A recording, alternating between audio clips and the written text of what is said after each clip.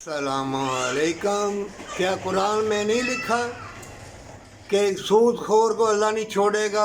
اور اللہ نے کہا جس نے میرے بندے کو ستایا اس نے اللہ سے کھلی جنگ کا اعلان کر دیا۔ ارے اتنے شہید ہو رہے ہیں، تڑپایا جا رہا ہے، بدکاری کی جا رہی ہے، پانی کا ایک گھونٹ کے بدلے بے لباس کیا جا رہا ہے، آدھی روٹی کے بدلے بڑی بڑی حسین لڑکیوں کو بے لباس کیا جا رہا ہے، اور ناچنے والے ناچیں گے۔ ساتھ علم سایہ، یہ حدیثوں میں لکھا ہوا ہے، ساتھ علم سایہ روتا ہوگا اور دوسرا ہمسایہ ہنستا ہوگا۔ کیوں؟ کہ دنیا کی طلب، مال و دولت کی طلب، چمک دمک سے پیار، دنیا مسافر خانہ ہے۔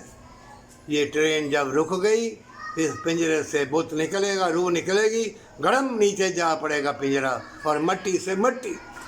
اے مومن، تو ہمیشہ کی جنت کا تو نے سودا کر لی ہے۔ چیخو پکار جو فلسطین میں، یمن میں، جہاں بھی ہو رہی ہے، لبنان میں، تو سمجھتے ہو کہ ان کی چیخو پکار کا اللہ بدلہ نہیں لے گا؟ اوپر جو بیٹھا ہوا ہے کاتب قلم، تعبیریں نہیں وہ کرے گا، وہ سب کچھ کرے گا۔ ایسی تباہی بربادی آئے گی، طوفان آندیاں زلزلے آئیں گے، ہر چیز اپنا محور بدل دے گی اور تم کچھ نہ کر سکو گے۔ کیا کر لیا تم نے؟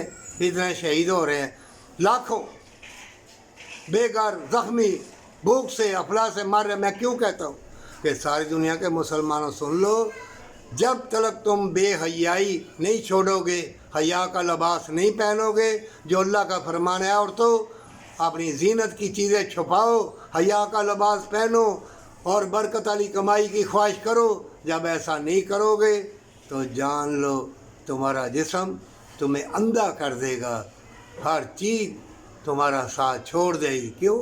کہ سارے جسم کی خوراک ذکر اللہ ہے، نیکی ہے۔ ان فتنوں کے دور میں اے مومن مردوں، اے عورتوں، اگر تمہاری حصے میں نیکی آ جائے تو سجدہ ریز ہو جانا تندرستی کے لیے، جنت کے لیے، اور ماں باپ سے محبت پر سچی توبہ کے ساتھ۔